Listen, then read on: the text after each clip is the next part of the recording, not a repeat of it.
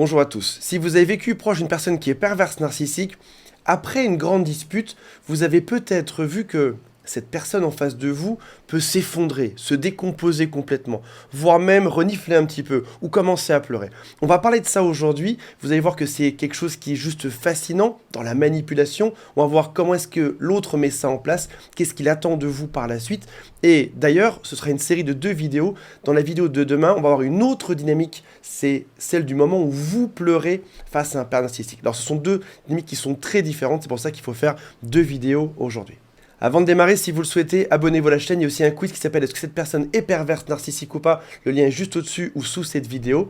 Et si votre cas est spécifique, contactez mon équipe. Je suis également aujourd'hui en partenariat avec Onyx Formation Conseil qui propose des bilans de compétences. Je sais que beaucoup de personnes qui regardent cette chaîne souhaitent éventuellement devenir coach un jour. Quand on veut devenir coach, la première chose à faire, la première étape, c'est de décider si oui, on est fait pour ça ou pas. Le lien est juste sous cette vidéo, c'est gratuit, c'est pris en charge par le CPF. Alors je sais ce que vous allez me dire, le CPF, c'est à chaque fois une arnaque, etc.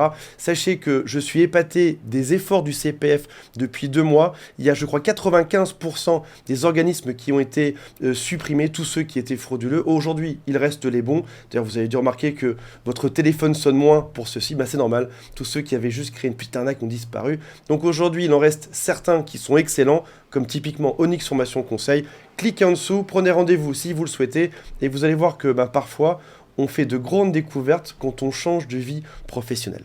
Alors comment est-ce qu'on en arrive à voir un pervers narcissique ou une pervers narcissique qui pleure? Déjà, c'est étonnant. Vous savez qu'on a dit dans beaucoup de vidéos qu'il ressentait peu de choses, peu d'émotions, qu'il n'avait pas d'empathie. Comment est-ce que cette personne-là peut un jour s'effondrer en pleurs? Encore une fois, que vous l'ayez vu, entendu ou que l'autre vous ait dit. J'ai pleuré toute la journée en pensant à ce que tu m'avais fait la dernière fois. Pour rappel, le pervers narcissique est une personne qui va t'agresser en permanence. Au début, ce sera une fois par mois, puis une fois par semaine, puis une fois par jour, puis une fois par minute. Plus la relation va avancer et plus ces agressions seront rapides. Lui, sa meilleure défense, c'est l'attaque. Donc même si tout se passe bien, qu'est-ce qu'il va faire? T'attaquer au cas où. C'est un peu comme envoyer une arme nucléaire sur un pays parce que au cas où un jour il nous attaquerait. Là, c'est exactement pareil. Ton quotidien, lorsque tu arrives chez toi et que tu ouvres la porte, tu sais jamais si l'autre va te sauter dessus et t'agresser ou si ça se passera bien. Et au bout d'un moment, malheureusement, cette colère peut devenir contagieuse. Tu sais te retenir, tu sais mettre de côté tes émotions, mais à un moment donné, t'exploses. Parce que forcément, quand quelqu'un te titille en permanence, tu deviens fou comme lui. Donc, l'autre est en colère et toi, tu passes en colère également. Et là, à ta grande surprise, tout à coup, ton pervers narcissique pleure. Ou il te dit qu'il a pleuré. Si jamais tu le vois faire, tu vas voir un grand cinéma, les mains devant les yeux, il va respirer fort, il va avoir un petit hoquet, tu verras pas forcément les larmes parce que c'est dur à simuler, mais certains y arrivent très bien. Et tu auras des phrases classiques comme par exemple « Je ne sais vraiment plus quoi faire avec toi. J'ai tout essayé. Je fais au mieux pour que ça se passe bien. Je fais au mieux pour qu'on soit heureux. Et toi, t'es jamais heureux, c'est jamais suffisant. Tu passes ton temps à me reparler de telle histoire, de telle chose, ou à me faire tel type de critique. » Quand tu vois ça, parce que tu es une personne humaine, qu'est-ce qui se passe? Tu radoucis le ton, éventuellement, tu prends l'autre dans les bras. Parce que forcément, ça donne pitié, ça donne envie de sauver l'autre ou de l'aider. On pense qu'on était trop loin, on va venir le consoler.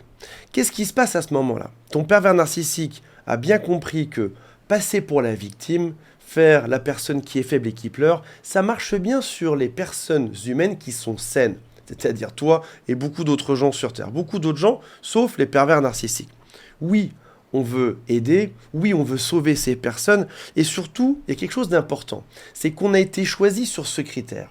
Les pervers narcissiques ne prennent pas n'importe quel type de proie. Ils ne vont pas prendre des personnes qui sont froides, qui sont dures, qui ne s'ouvrent jamais. Non, ils vont prendre des gens qui ont beaucoup d'empathie, des gens qui sont hypersensibles, ou par exemple des gens qui sont dans le domaine médical, ou des coachs. Ils vont prendre des gens qui sauvent les autres, des gens qui sont habitués à prendre soin des autres. Et il sait très bien qu'avec notre profil, en voyant des pleurs, on va lâcher prise. On va faire « Ok, c'est pas grave.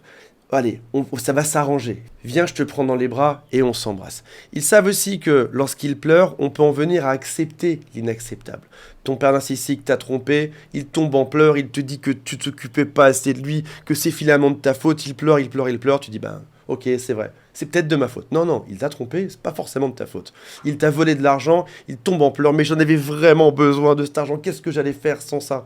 Et encore une fois, tu acceptes l'inacceptable. Alors, si vous voulez devenir coach, voici une question pour vous, mes futurs coachs. Est-ce que vous pensez vraiment qu'une personne sans empathie comme un pervers narcissique, une personne qui vous agresse au quotidien, une personne qui vous rabaisse, une personne qui fait du cinéma comme un pervers narcissique, est-ce que vous pensez vraiment que ce sera une vraie douleur interne qu'il va ressentir? Est-ce que vous pensez que ce sont des vraies larmes? La réponse est non, bien évidemment, pas du tout. Ce sera juste une stratégie en plus pour vous apitoyer. Et d'ailleurs, en voici la preuve, quels que soient les efforts que vous ayez mis là-dedans, ça va recommencer au bout de quelques jours.